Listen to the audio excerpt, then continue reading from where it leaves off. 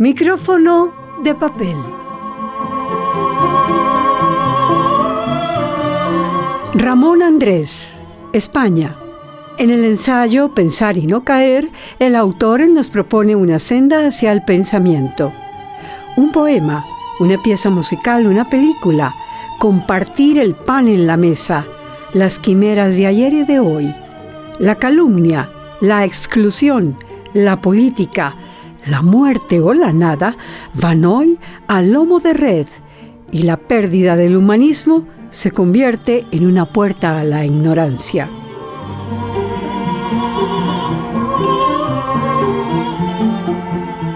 Conversación con Luz Estela Millán. Radio UNAL. Unimedios. Unidad de Medios de Comunicación de la Universidad Nacional de Colombia.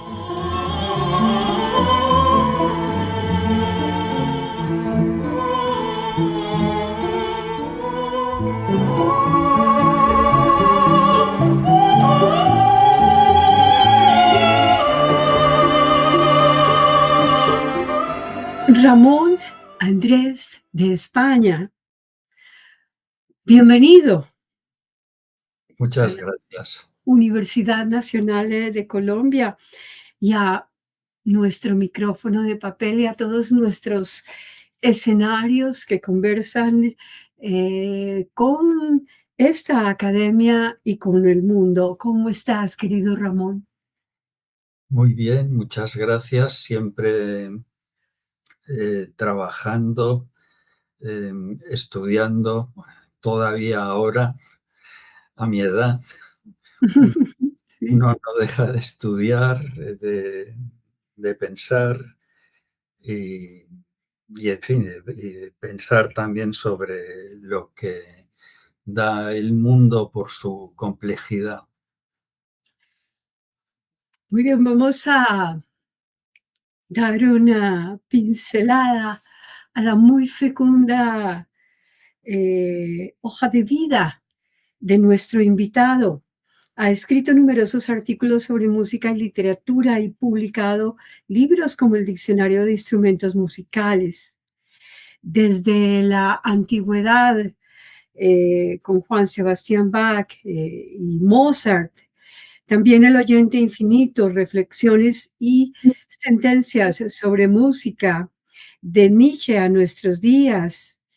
En su editorial, que además es acantilado, Johann Sebastian Bach, los días, las ideas y los libros, el mundo en el oído, el nacimiento de la música en la cultura, no sufrir compañía, escritos místicos sobre el silencio, diccionario de música, mitología, magia y religión, el luthier de Delft, música, pintura, literatura, en tiempos de Vermeer y Spinoza, Semper Dulles, historia del suicidio en Occidente, además de la edición oculta de la filosofía, razones de la música en el hombre y la naturaleza, de Juan Eusebio Nuremberg. En el año 2015, Ramón Andrés fue galardonado con el premio Príncipe de Viana de la Cultura. También ha sido galardonado como el premio de ensayo y muchos otros temas más. Pero vamos a aprovechar y a dar inicio a esta conversación en un tiempo de cambio civilizatorio y epocal en el que nuestro convulso tiempo, y nos propone Ramón Andrés, puede pensar y no caer. ¿Por qué? Pensar, que es un acto siempre analítico, pero es un acto de creación, es quizá el recurso, el último recurso que nos queda ante este laberinto de vacíos en el que se ha convertido el mundo. Es necesario pensarlo a fondo para poder dar una respuesta a una deriva que se adivinaba ya muy peligrosa hace 100 años. Hace 100 años Heidegger publica Ser y Tiempo, habla de la técnica, de la tecnología, diciéndonos que no es neutral. Efectivamente no lo es. Sigue con ese estigma humano que consiste siempre en malbaratar, digamos, todos los instrumentos que poseemos para el bien común. El ser humano lo revierte y lo crea como arma de dominio, ¿no? Pensar en esa tendencia nuestra, no solo en lo que está ejerciendo el poder, sino lo que está en nosotros también, en esa facilidad que tenemos para la autodestrucción individual, pero también para esa facilidad que tenemos para la destrucción social, colectiva. Esto nos tiene que hacer reflexionar y, y es urgente hacerlo. Igualmente, en un ensayo como Pensar y no caer, un poema, una pieza musical, una película, un paseo, eh, mirarse a los ojos, diría yo, poner el pan sobre la mesa. Las quimeras de ayer y de hoy, lo escribe la contraportada de este ensayo, la calumnia, la exclusión, la muerte o la nada, especialmente la nada. Y vamos a esa reflexión que siempre plantea Ramón Andrés en sus escritos, en sus estudios de filosofía, en la música y en la reflexión sobre la música, de algo que alguien llamó una mujer vestida de negro, una dama vestida de negro, llamada filosofía, que nos invita a poner todos estos sentidos precisamente sobre la mesa. Así la mesa esté desordenada. ¿Cómo empezar a pensar esa mesa? ¿Cómo empezar a ponerla en orden? Así sean nuestros últimos instantes, Ramón. Sí, la necesidad es poner orden, esa visita de esta dama vestida de negro con letras en su túnica. Es una visita que hace filosofía a Boecio, a Severino Boecio, un pensador que vivió entre los siglos V y VI después de Cristo. Esa visita de la filosofía es la invitación a pensar y está muy enlazado con lo que comentábamos antes. Boecio lo explica en El consuelo de la filosofía, así se titula su escrito. Está escrito, como he dicho, en la cárcel. Pensar es la posibilidad de ordenar. Pensar es asumir la entrada en el caos para convertirlo en cosmos, es decir, en orden, el cosmos de los griegos, que es el caos ordenado, que es la armonía. Esto es necesario que se haga. ¿Desde dónde? Desde las voces aisladas de los filósofos que no son escuchados, en algunos casos por fortuna, desde las universidades, que han perdido la noción del conocimiento y del saber. Desde la política, desde luego no. La política, al menos en Europa, ya no piensa, decide.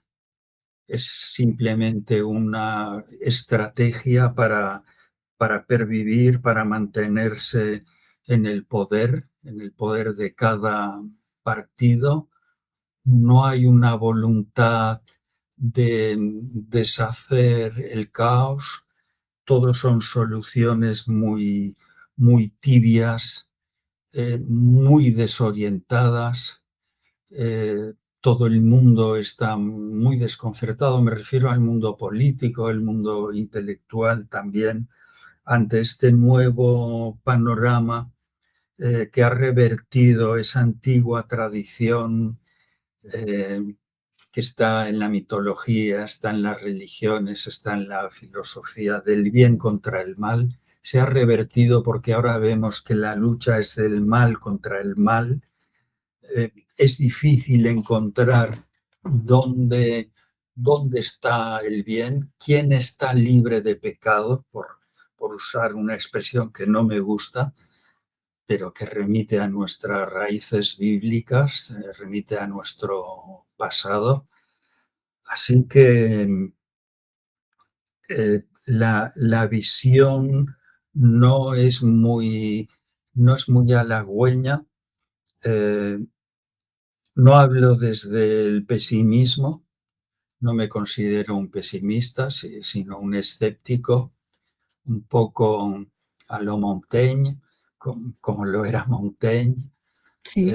que su escepticismo procede de mirar con un poco de distancia los acontecimientos para poder pensarlos, ¿no?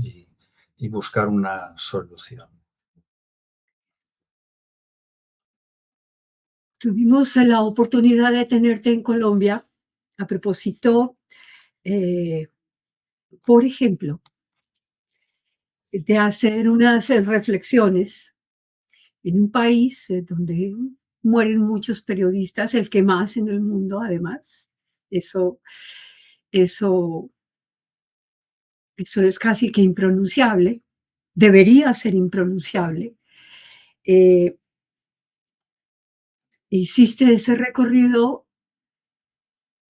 de la Torre de Montaigne para pensar, por ejemplo, en el origen de la palabra noticia, contarla, y ahora peligrosamente llevarla a lomos de red,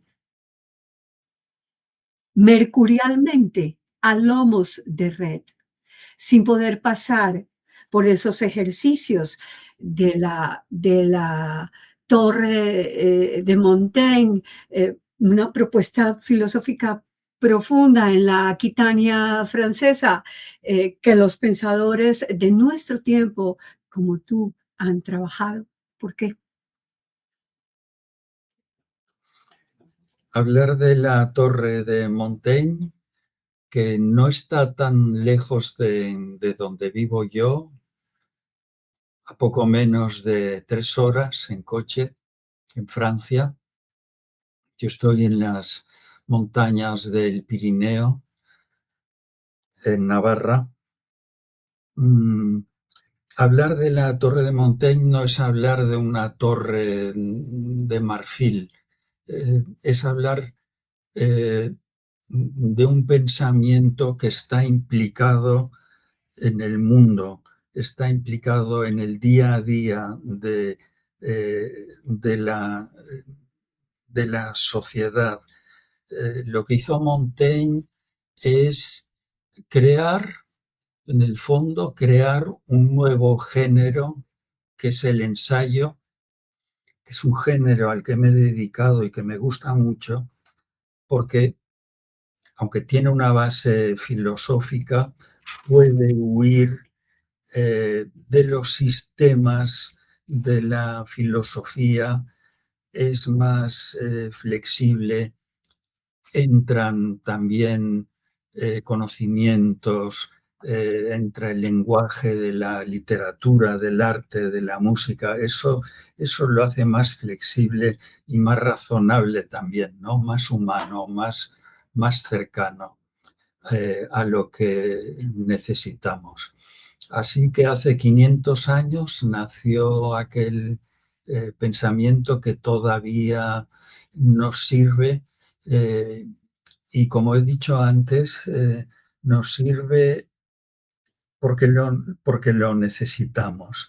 Es urgente, se hace urgente este pensar las cosas, este pensar el mundo, que nos tiene absolutamente encadenados con las mal llamadas redes sociales, porque no son sociales, son de dominio, son de inculcamiento de necesidades, de ideas, de sometimiento. Están desdibujando al ser humano y, por otra parte, están reforzando al individuo, un individuo encerrado en su individualidad que casi no piensa, porque se tiene como autorreferencia. Estamos en un tiempo que es una victoria de la subjetividad, ¿no? Se ha perdido la ecuanimidad, se ha perdido una visión abierta, objetiva, y esto lo estamos pagando. Así, las cosas no son porque sí, no son casuales. Desde la escuela se fomenta esa competitividad, no digamos en las universidades, en el mundo del trabajo, en el mundo laboral. El otro es una abstracción, el prójimo es una abstracción, estamos muy encerrados en nosotros. Gracias, o a causa, mejor dicho, de todo esto, se ha perdido la noción de lo colectivo. Los movimientos progresistas han caído en la trampa de pensar solo en la identidad y han olvidado lo que es colectivo, lo que es comunidad. Esto ha sido extraordinario, una oportunidad extraordinaria para el poder, porque está ejerciéndolo sin demasiada oposición, digamos. La pérdida del humanismo es una puerta a la ignorancia, una reflexión que nos ha dejado eh, eh, secos, decimos en Colombia, secos, paralizados, en América Latina igualmente. Porque no podemos devolvernos a pensar, a actuar, a vivir despacio el mundo, como se llama un texto tuyo. ¿En dónde está? Llamemos ese clic, que es lo que ahora la humanidad valida. Llamémoslo y pongámoslo ahí, a ver si podemos ir despacio el mundo. ¿Por qué? Lyotard, el pensador francés, decía algo que me gusta. Decía que vivir deprisa es olvidar deprisa. De manera que estamos viviendo mientras borramos el pasado, borramos lo que fuimos. Esto es algo que viene de la Ilustración del siglo XVIII. que se concibió a sí mismo como la cumbre, como la culminación de una época y desoyó la memoria, desoyó el pasado. Solo empezó a pensar en un ser humano nuevo, ¿sí? Independiente, autónomo, pero muy desvinculado de su esencia. Ya que has mencionado el humanismo, eh, el humanismo ha sido últimamente muy criticado, tanto por el progresismo, por los movimientos progresistas, como por los movimientos reaccionarios. Yo creo que ha sido una crítica fácil, un poco más profunda, desde los movimientos progresistas, porque se ha analizado desde un punto de vista eh, al que se deberían hacer muchos matices, ¿no? El humanismo se ha concebido en las últimas décadas como un generador de esa subjetividad de la que estamos hablando, de esa subjetividad tan peligrosa, como un generador de mundos cerrados, autocultivados, a través del saber, a través del estudio, muy autorreferenciales y que han propuesto y que ha eh, valido una, una separación, ¿no? Un aislamiento en el mundo, es decir, saberes separados. ¿Qué es lo que no necesitamos ahora? Precisamente necesitamos juntar todos esos saberes. Yo sigo pensando, pese a las críticas de Heidegger en su momento, que el humanismo tiene partes muy importantes. Abandonar el humanismo es eh, dejar herramientas muy importantes eh, a un lado. Ahora no podemos. Cuanto más conocimiento tengamos, más posibilidad de respuestas, más consistencia en esas respuestas, ¿no? Que tenemos que darlas muy rápido, muy rápido. Uno de los temas vitales, esenciales en la vida de Ramón Andrés, eh, y para beneficio de la humanidad, porque así ha sido, eh, ha estado en la música como reflejo de esas vivencias humanas. Y por ejemplo, la historia de la música, eh, como ese contacto posible que nos lleva a que Ramón Andrés la plantee, como la planteó también la filosofía, como un consuelo, como un estado de reparación. Y piensa, por ejemplo, Ramón Andrés, y lo escribe, eh, que la palabra tiene mucho juego ahí, que la pintura tiene mucho juego ahí, que el pensamiento y la creación artística y la estética tienen ese juego ahí. Entonces, estaba recordando una conversación que tuvimos en un convento en Barcelona, donde Ramón regaba sus matas y yo le preguntaba por Bach y pensábamos que un compositor latinoamericano como Héctor Villalobos había llevado sus historias de creación por la llanura del Sertón y había hecho un homenaje a Bach allí, en esas selvas, en esa pulmón, no tan pulmón hace mucho tiempo del mundo, expresado, eh, a ver si aquello se reparaba, ¿verdad? Las baquianas brasileiras. La número 5, por ejemplo. Sí. Sí.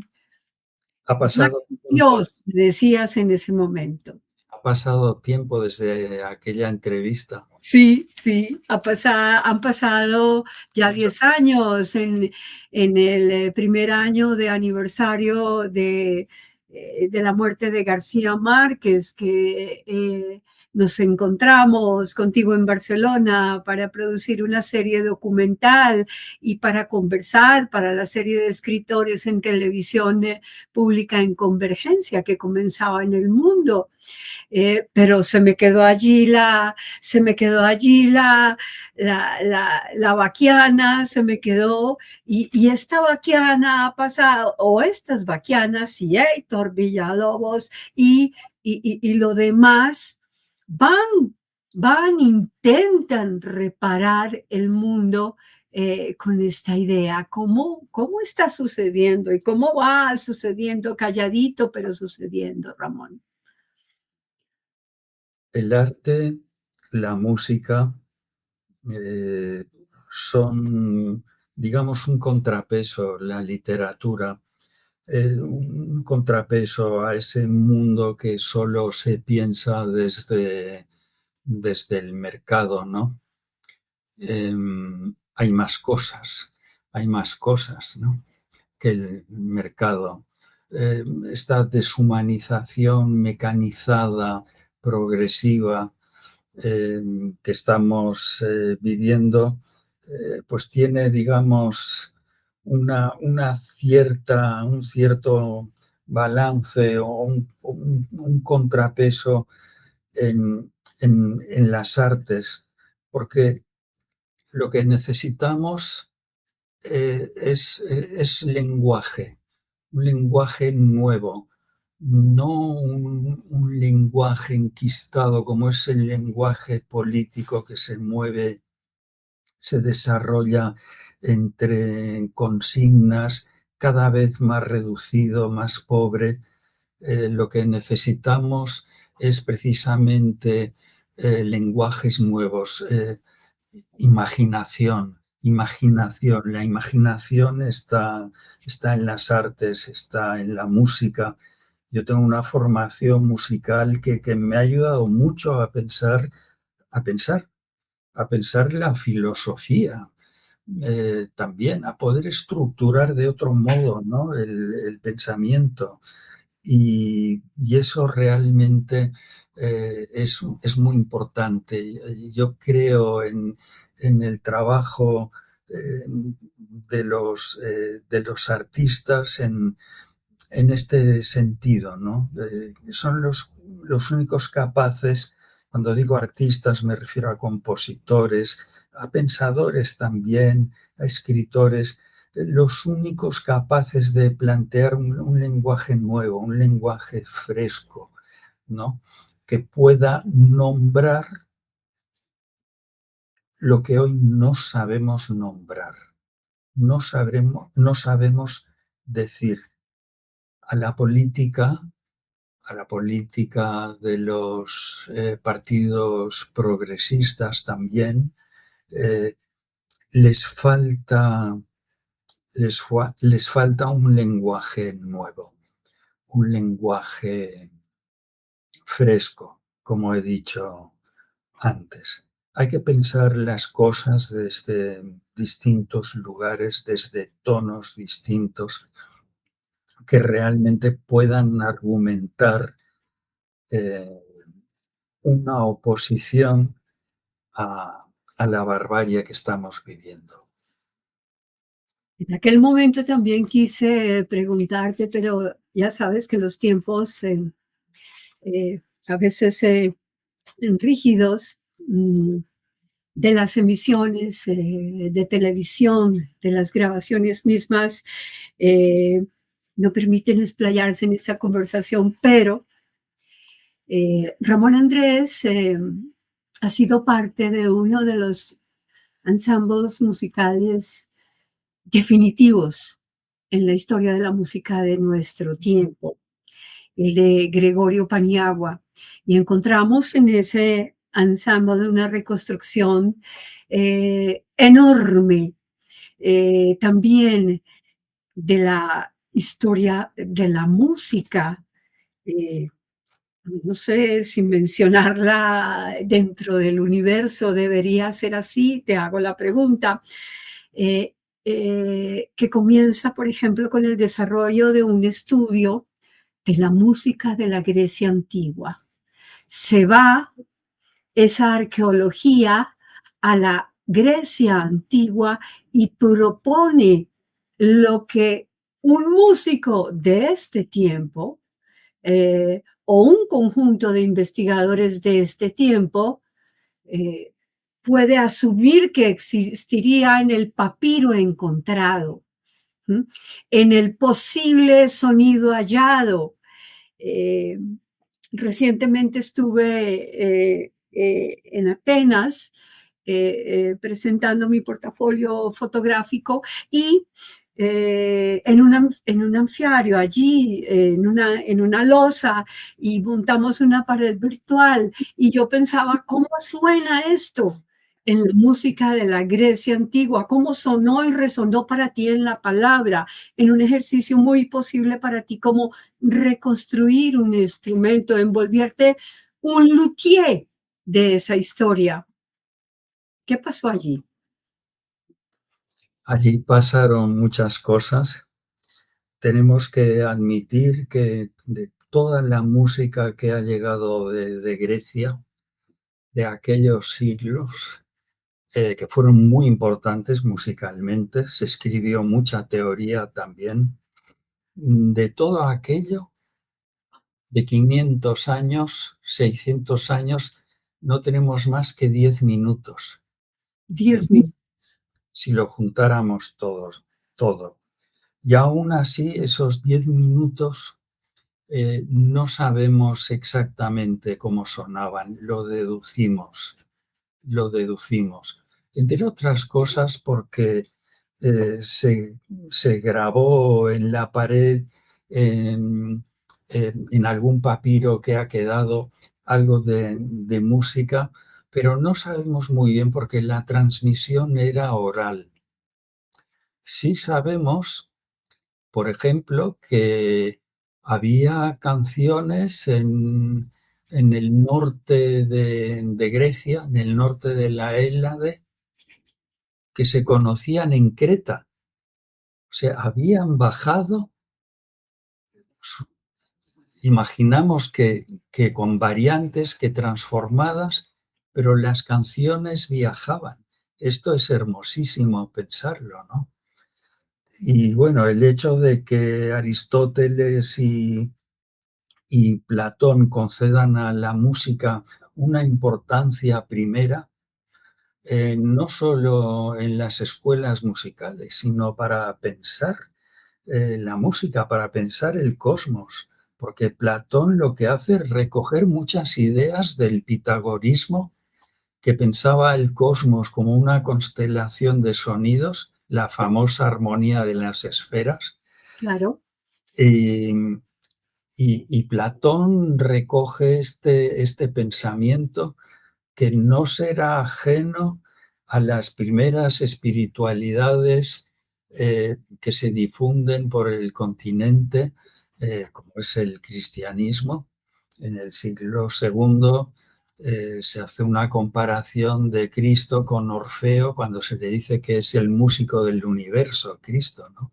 El músico del nuevo canto universal. Así que tenemos raíces muy, muy Muy antiguas potente, sí, sí, y sí, muy sí. potentes, como se dice ahora. Por lo tanto, es muy importante que no pensemos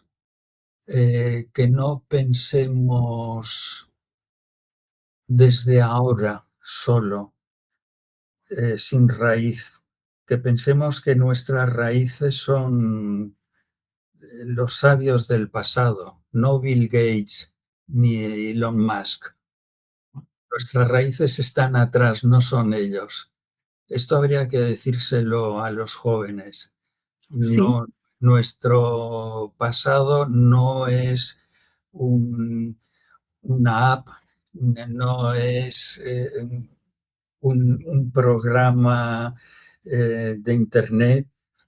Nuestro pasado es todo lo que ha hecho la humanidad, ¿no? Que sigue vivo. que sigue vivo. Eh, Me gustaría ir ahora a un texto que es fundamental, que se llama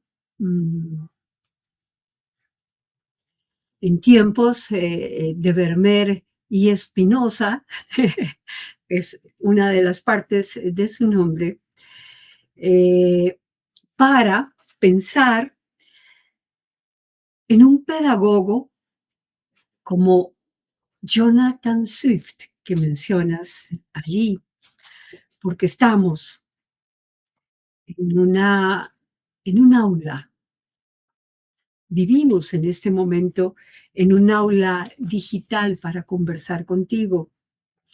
Eh, y Jonathan Swift proponía en eso que recuerdas allí en el Luthier de Delft, en tiempos de Vermeer y Spinoza, cómo las escobas eran palos sin gloria, pero que cumplían una función y una función pedagógica extrema. ¿Por qué?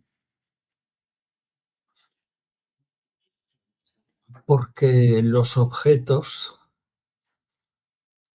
en el pasado eran importantes. No eran simples utensilios que desechamos, que tiramos, a los que no damos ninguna importancia. La pintura de Vermeer está llena de objetos que tienen un gran valor, pequeños objetos, un jarrón encima de una mesa, un candil, eh, un lápiz, un instrumento de música, un compás. Esos instrumentos los piensa también el filósofo Spinoza, ¿no? Que era contemporáneo suyo, coetáneos eran.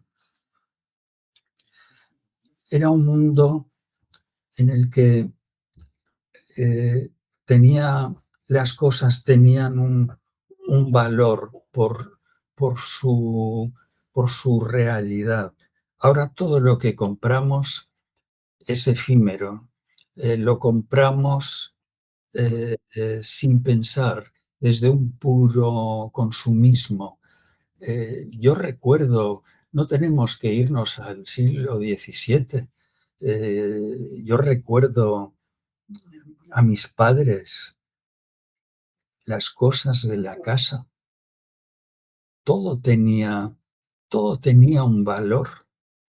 Después, cuando yo tenía pues 30 años, 40 años, se empezó a poner de moda lo que era desechable. Los envases, las maquinillas de afeitar, era como un grado más, porque era desechable, ¿no?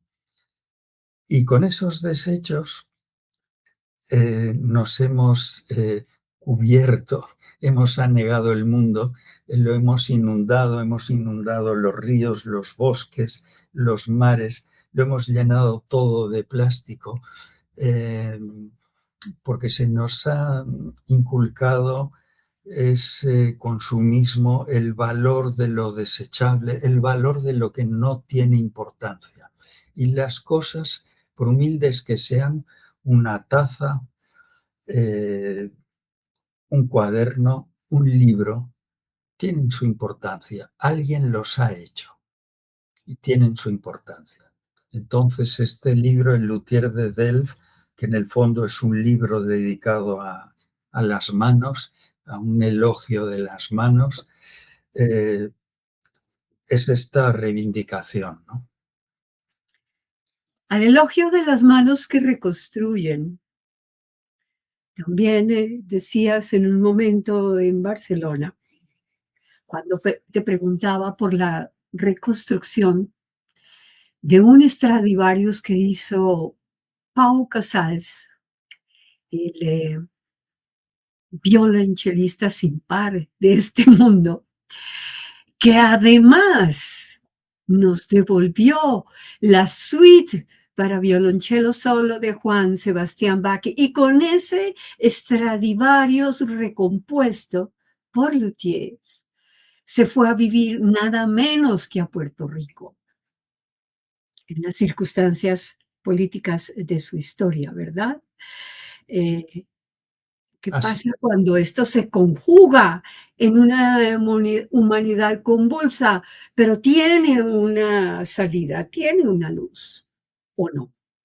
por supuesto, el hecho de que ahora estemos hablando de él, el hecho de que estemos hablando de las suites de Bach para violonchelo solo, em, indica que el pensamiento, que el recuerdo puede convertirse en un foco de resistencia, crítico, ¿no? En un mundo que es todo prisa, aceleracionismo, pues podíamos recordar que Pablo Casals, antes de grabar las suites, estuvo 12 años tocándolas, estudiándolas y tocándolas en público. No quiso grabarlas. Eh, por respeto, por pudor, que hoy es inconcebible, porque cualquiera graba enseguida algo, ¿no?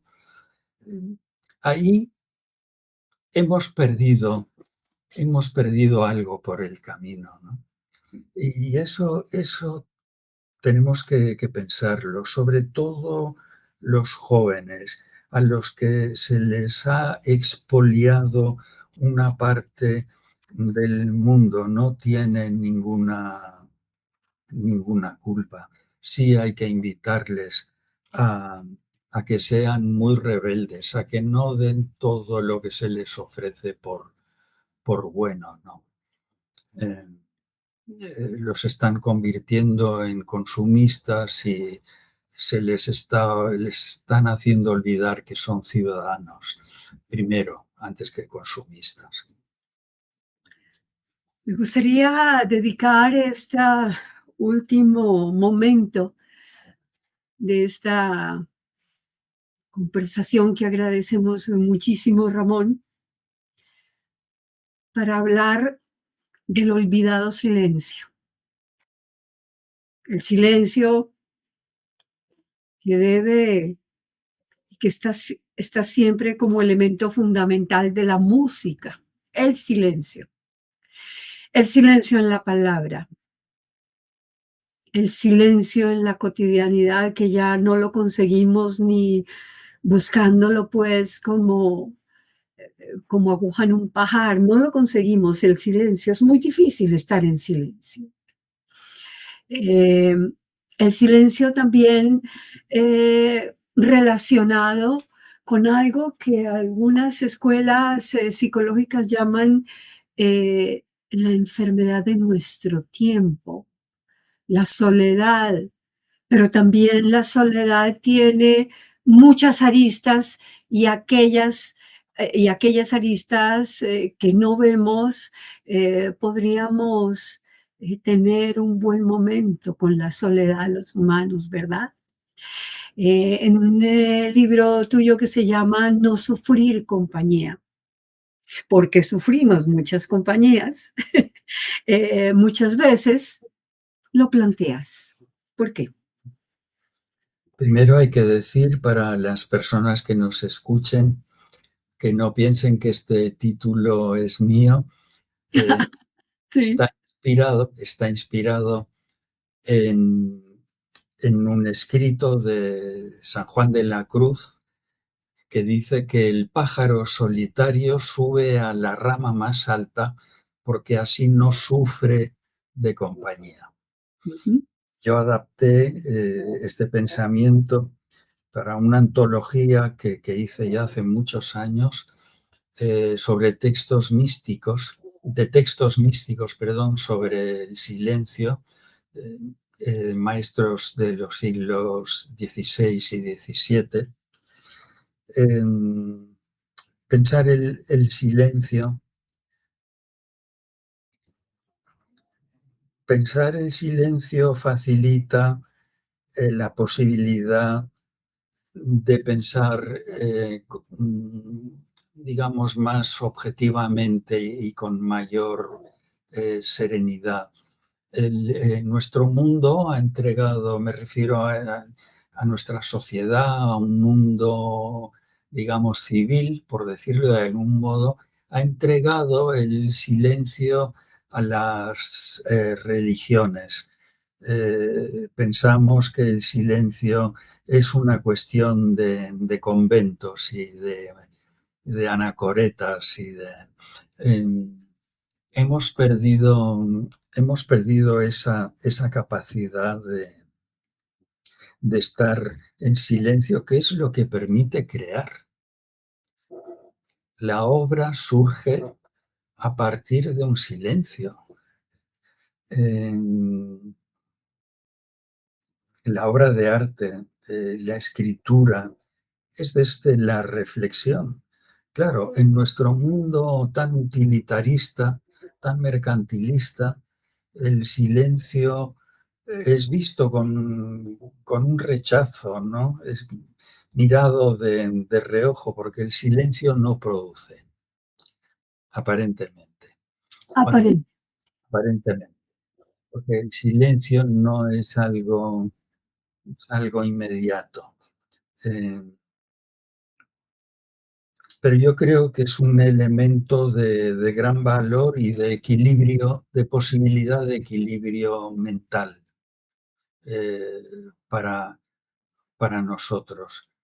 Es indispensable para entrar en el interior de uno y limpiar la identidad. Muchas personas meditan, hacen meditación recordando momentos buenos de su vida, momentos felices, cuando la meditación profunda en silencio es olvidarte de ti, es no saber quién eres, cuál es tu nombre. Esa es la meditación profunda, esa es la meditación del budismo, la pérdida de identidad, ¿no?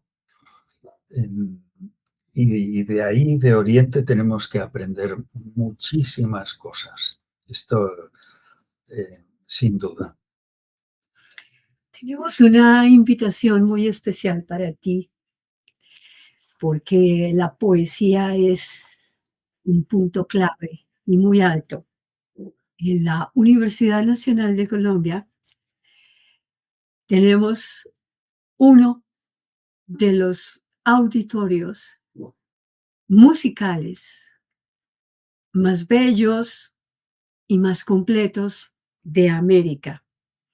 Se llama el Auditorio León de Grave, donde todos los sábados un homenaje al poeta León de Grave, cuya obra, lo sabes muy bien, tiene una imbricación con la música única.